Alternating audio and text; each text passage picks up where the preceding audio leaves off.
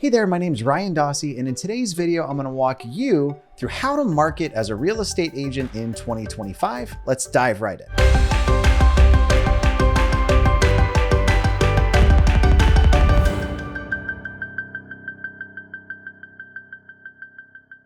So I'm actually gonna screen share and walk you through exactly how I pulled not one, but two listings out of just one single campaign. I'm gonna walk you through how to pull the list, even what piece of mail I sent, so you can simply copy and paste it for your own marketing. I think it's worth pointing out that a lot of real estate agents are a bit behind the times when it comes to direct to seller marketing. Typically, these methods have been used by real estate investors or investor agents such as myself. And I'm just kind of showing you guys behind the kimono some of this stuff that you can do to predictably generate listings in your own backyard.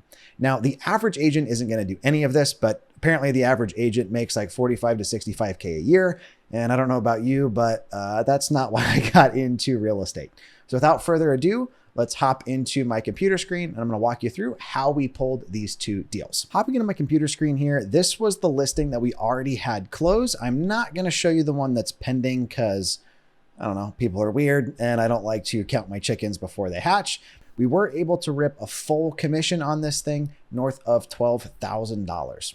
The cool thing with this was like, I didn't have to beg friends and family for the listing. It came off of outbound marketing to somebody that was not in my sphere. So it was a lead that I wouldn't have got if I hadn't gone out looking for it. Now I'm going to show you how to pull this list and what mail piece we used. So let's start by hopping into the data provider. For this particular campaign, we used PropStream. PropStream is a great tool. We've got an affiliate link to them that I'll drop down below. If you want to support the channel, great. If not, just don't tell them that we sent you. It'll get you a free 7-day trial so you can kind of hop in, poke around. Now, some of this data isn't necessarily going to be like new to you. You're a real estate agent. You've got Realist. You're able to look at things on the MLS, but it's typically a lot easier to pull lists out of a platform like this than your local MLS. So this particular deal came out of West Jordan, Utah. We can see here there's 34,000 homes in there. Not going to send 34,000 pieces of mail. So we're going to go into property characteristics and we're going to filter this down to single family. We can see we've got 25,000 single families in there, but we're not going to obviously just blanket everybody because, well, what if they just bought a little bit ago? So we're going to get a little bit smarter than that. One thing we always add in on the investor side is a 35 to 100% equity filter so that they can at least afford to sell to us. As an agent, like I want probably still 10 to 15% equity. That way they can afford to sell the place, do some updates, pay off some stuff, walk with a little bit of cash and pay commissions, right? Now, this particular property was owned by a trust. So we're going to filter down to just the trusts, and there's only 3,361 trusts. Now, I'm also going to go in here into MLS status, and I'm going to do not on market. We don't want to upset any other agents that have listings thinking that we're trying to poach or anything like that. It also might be a good idea for you to throw in some sort of a length of ownership thing. Like maybe I'm looking for people that have owned for at least 2 years plus. So we're, getting rid of anybody who like just bought their forever home or something like that. We can see on this list, we've got single families not on the market that have owned it for a little bit. It's owned by a trust and we know that they've owned it for at least a couple of years with 15 to 100% equity. Now, you might want to go in and refine this further. Like, for instance, are you okay with properties that are small? Are you okay with properties that are below a certain price point? So you can really kind of tailor this to what you have buyers in the market that they're looking for. This particular property, I think was a 3-2.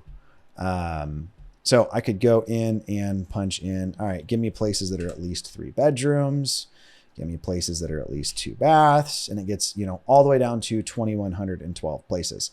Now I ended up pulling 2 listings off of this and I didn't filter it down that much. It would have been right at around that like 3,000-ish ballpark campaign size.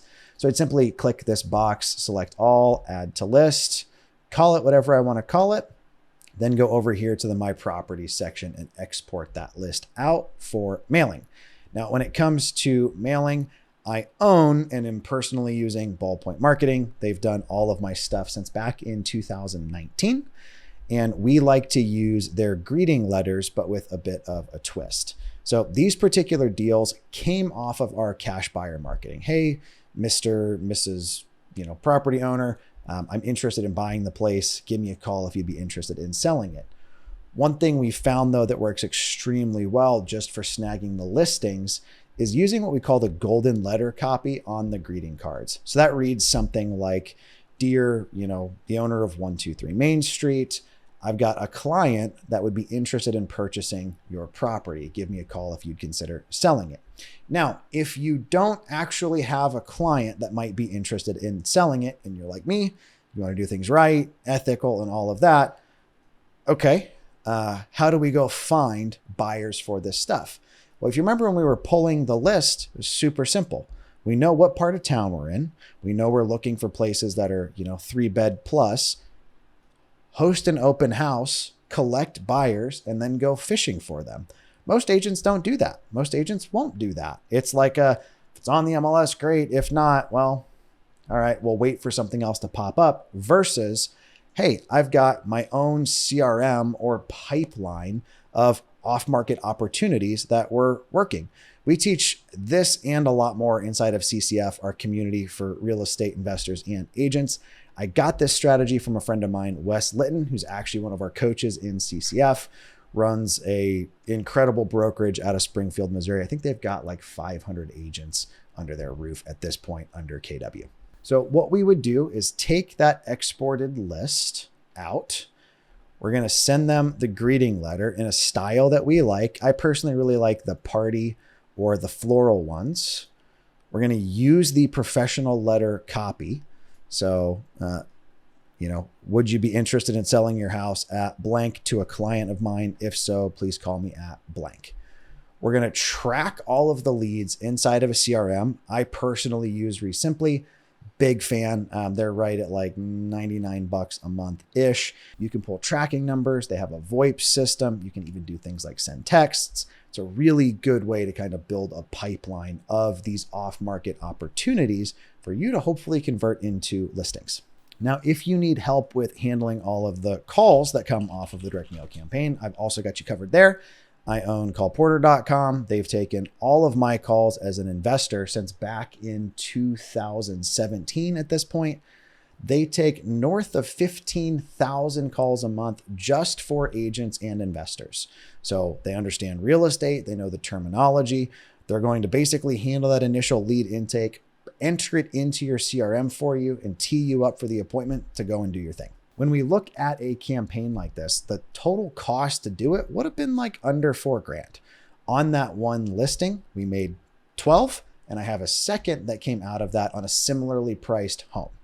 From the time the seller got the piece of mail till they called in and were in pipeline to closed and paid was less than 60 days. Now, just setting proper expectations, it doesn't always happen that fast. I've got tons of other stories where somebody calls us a year after the fact, but the more we can get your name out there into your market, the more listings you're going to ultimately convert. Thank you for taking the time to watch today's video. Again, my name is Ryan Dossi. If you haven't already, be sure to like today's video and subscribe so you get notified on more cool case studies like this, and we'll talk to you guys next time.